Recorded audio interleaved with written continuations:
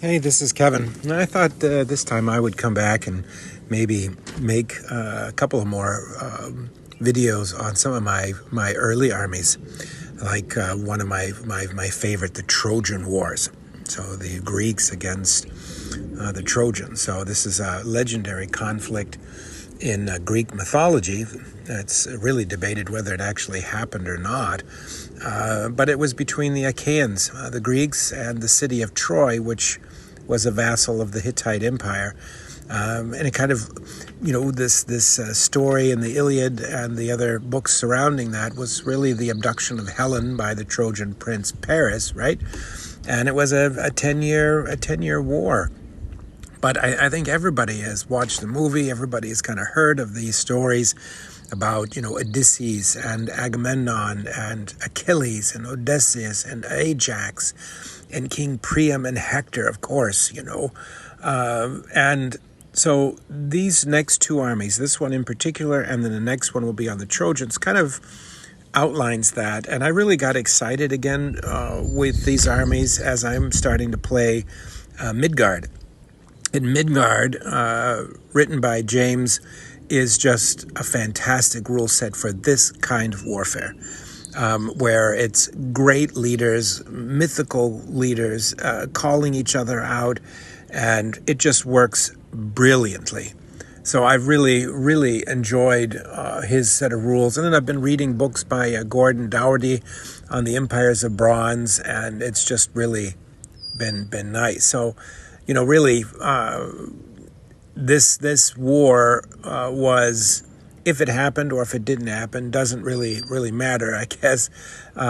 It's tantalizing for sure that there might be other stories around it, that it wasn't a Greek victory, but more of a Hittite victory. And the Hittites wrote about it from their standpoint, that they won, and the Greeks wrote about it, said that they win. And you could just imagine. But anyway, these armies are built from, I think, museum miniatures and the old chariot miniatures. I have to say, I didn't paint them all. I bought half of this collection from a dear friend of mine in England, and then I had a collection of early Greeks, and I kind of amalgamated and put them together, which really fits, I think, really, really nice, because the invasion force of the Greeks under the leadership of Agamemnon, which was the king of Mycenae, right? And Wanax, that was the other warrior there. They had an army from Mycenae. They had an army from Sparta, which was King Menelaus. They had a King Nestor from Pylos. They had King Demedes, I think, of the Tyrians. Idomeneus from Crete. They had Ajax from Salamis. Achilles, of course, with his Myrmidons from Pythia. And, there was also lesser armies there from Thessaly, Dodonia, Pelion, Meliboea, and of course the fleets that supplied the Greeks from Rhodes and Cyme and Phocis. So there's a lot of Greek states here that all looked a bit different.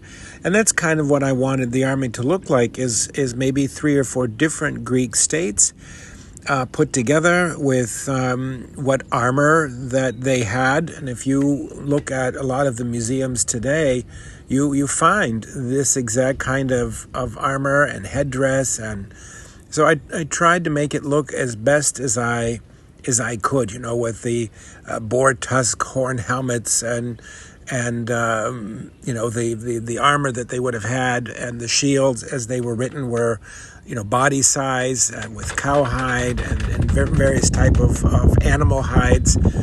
And I think it looks really smart. I like it. I wanted it to look like 4 different contingents within this early Greek army. It's not just from one city-state, but from 4 to 6. And I think I achieved that, even with their individual looks, but all still blending very well together. I really liked it. We just finished our game of Midgard, and it worked great, right? Chariot warfare, that was a slog. The leaders calling each other out. Achilles was an absolute beast. But Agamemnon called out Hector, and he didn't do so well, and it was a great game. If you haven't heard of it or seen it, I would urge you to check it out from Two Fat Lardies, and it's really great. With these figures, I tried to make it all look like one homogeneous army, and Simon was very kind enough to sell me his collection, so I can't take the award for painting all of it. He did a really nice job, and then of course I had my painting, and it really matched when I put them all together. And yeah, like these are the my meridians that I call it with Achilles. I don't even know if I'm saying that right, but I wanted them to look fierce and warrior-like. And you know, these are from museum. These are the big long shield and really long spear type units, and you could tell how it was easy for them to develop into the hoplite.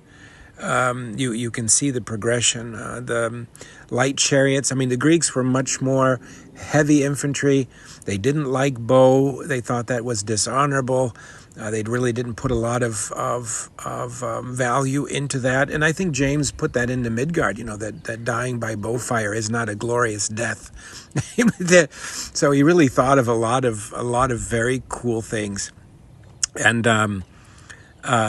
you know, it was really, you know, face to face. I got a small cavalry unit here because the Greeks weren't very big on cavalry, and I tried to make the warriors look like, you know, partial armor, partial not. And then of course there's the armor that they found that was a full bodysuit. I mean, full. So I have some of those units, and well, I think this was probably a unbelievably formidable army of its day. And when I throw up the Trojans next, you'll see a very heavy Hittite influence mixed with Greek. So I think, you know, that in itself is a really, really nice blend. I tried to make it look a little bit more Easternly, but the Greek forces were predominantly infantry based, and they outnumbered the Trojans by a significant amount, and that's why we really don't know why the Hittites didn't join. There was a contingent of Hittites there, but if they had joined the conflict in their full might, I think this might have been a little bit of a different war. But I think that yeah, this is a nice army. I hope that you like it. I love it. The next one will be the Trojans, and then I'm thinking of throwing up the Babylonians as well. So that would pretty much round out my Bronze Age armies. Anyway, if you have any comments, just let me know. And, you know, thanks for watching. I appreciate it.